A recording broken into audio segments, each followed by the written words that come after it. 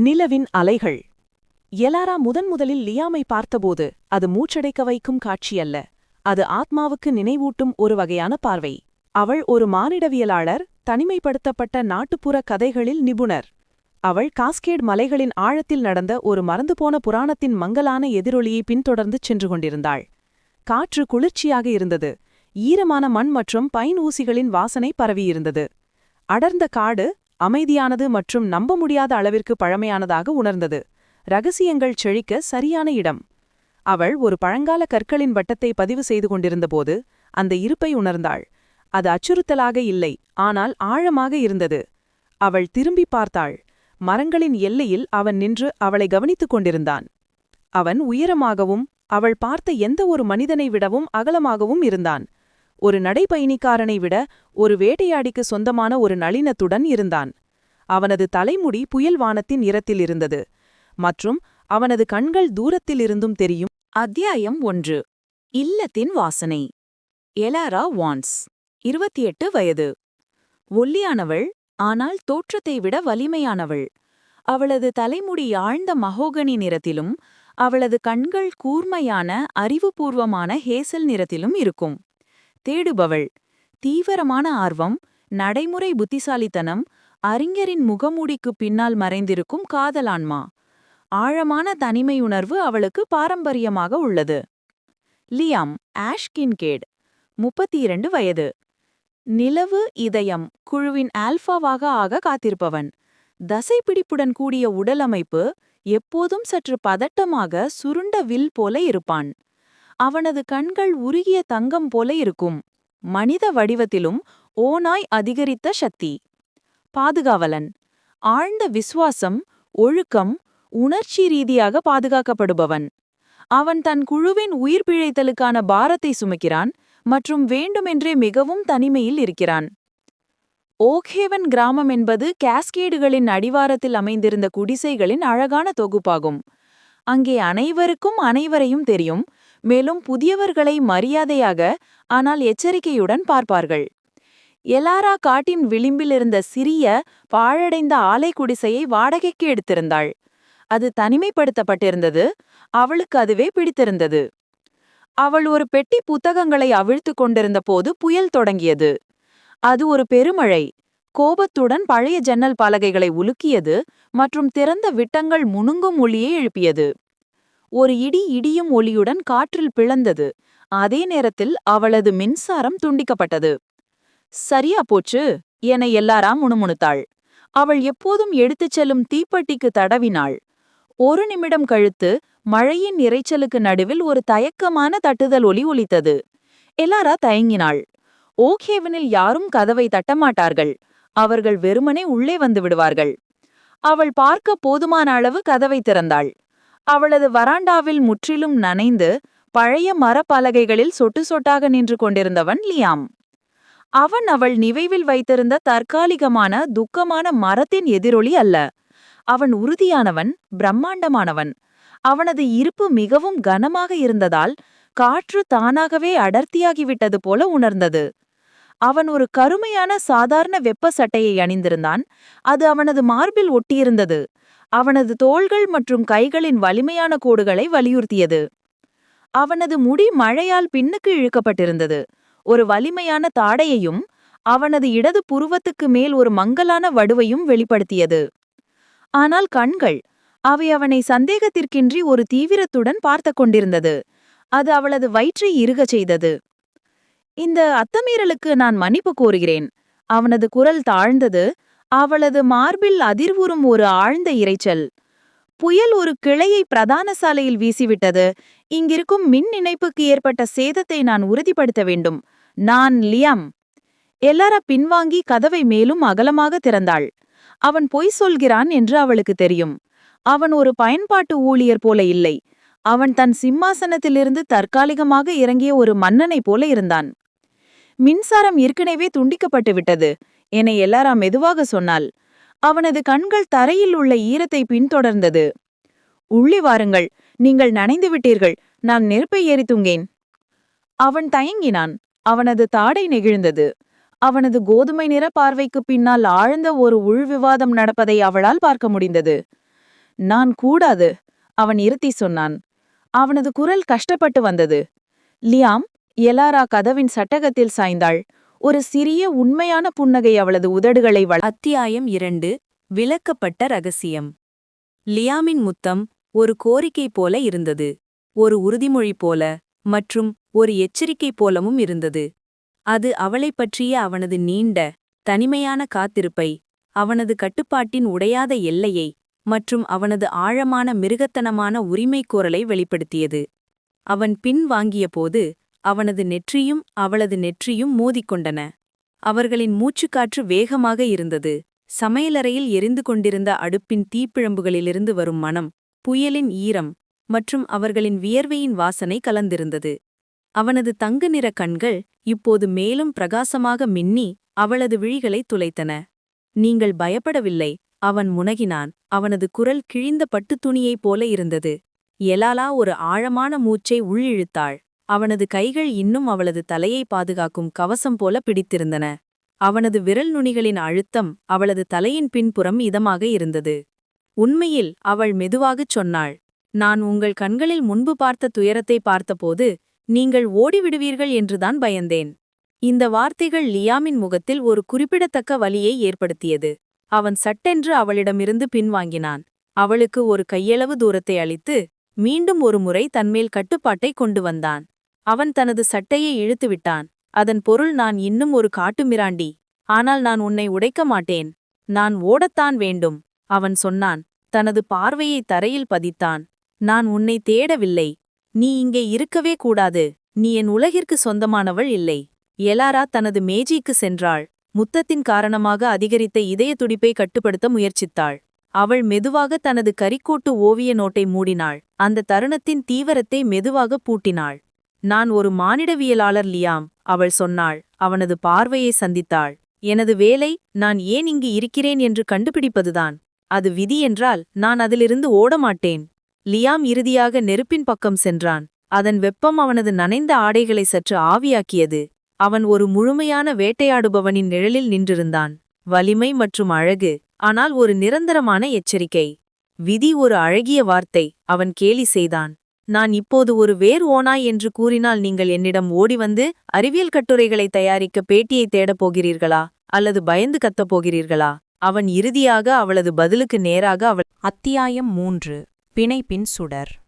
லியாமின் வார்த்தைகள் காற்றில் கனமாக தொங்கின. புயலின் இரைச்சலை கூட அடக்கின. இது ஒரு காதல் பிரகடனம் அல்ல, இது ஒரு உயிர்பிழைத்தலின் வாக்குமூலம். அவன் தனது உணர்ச்சியை மிகவும் கடினமாக கட்டுப்படுத்தியதால் அவனது உடலின் ஒவ்வொரு தசையும் பதற்றமடைந்தது. எலாரா பார்த்தாள். அவனது ஆழமான கண்களுக்கு கீழே ஒரு இருண்ட நிழல் இருந்தது. அவன் சமீபத்தில் தூங்கவில்லை என்பதை குறிக்கிறது. உனது குழு, உன் பாட்டி, அவர்கள் என்னை தேடுவார்களா? எலாரா பயமுறுத்தப்படாமல், ஆனால் நிலைமையை புரிந்து கொள்ள முயன்றாள். நான் மிகவும் கவனமாக இருக்கிறேன், லியாம் சொன்னான். சுழலும் புயலை கேட்க காதுகளை செவிமடுத்தான். நான் இந்த கிராமத்தை, இந்த பள்ளத்தாக்கை கண்டுக்குத் தெரியாத ஒரு நூலில் கட்டி வைத்துள்ளேன். அவர்கள் என்னிடம் உள்ளார்கள். என்னில் ஏதேனும் மாற்றம் ஏற்பட்டால் அவர்கள் தெரிந்து கொள்வார்கள்.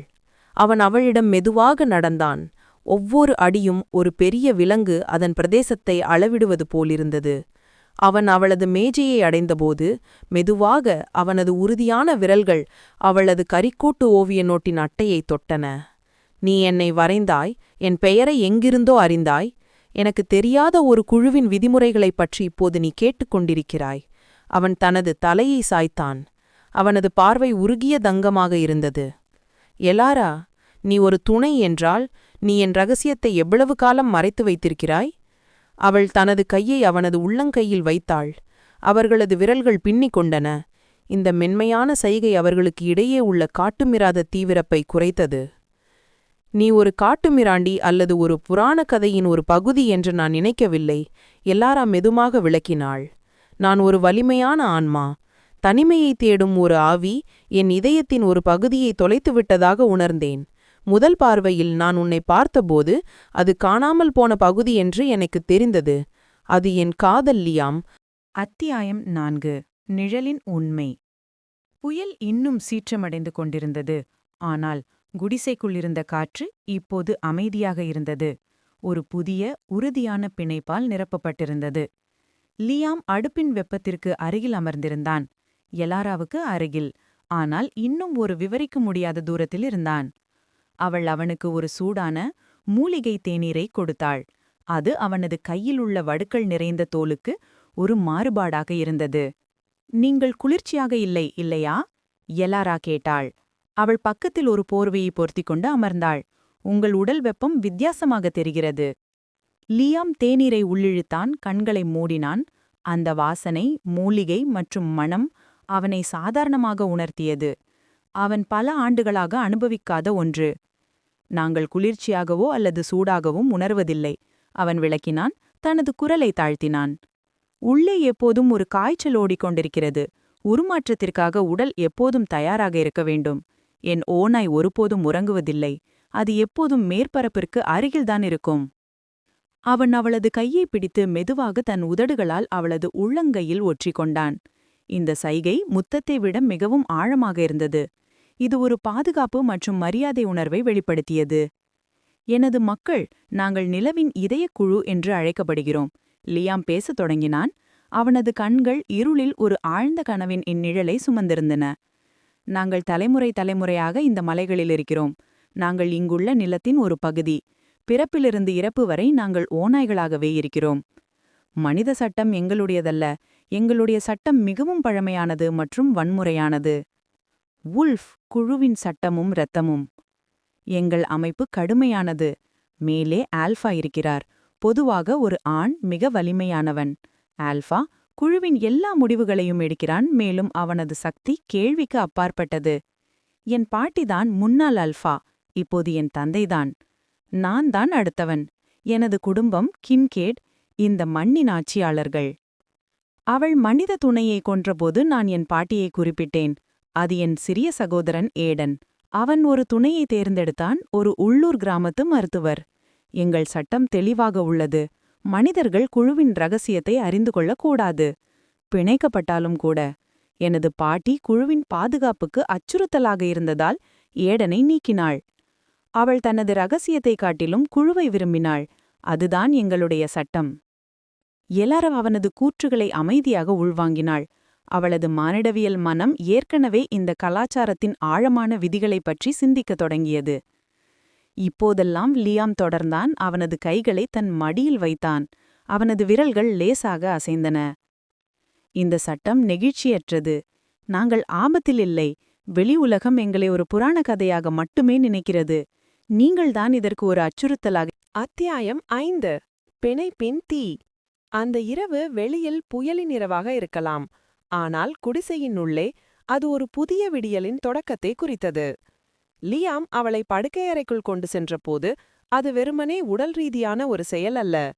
அது தனது ரகசிய உலகின் கோட்டையின் பாதுகாப்பிற்குள் அவளை அழைத்துச் சென்றது. அவர்கள் படுக்கையில் இருக்கும்போது அடுப்பிலிருந்து வரும் மங்கலான ஒளி மட்டுமே இருந்தது.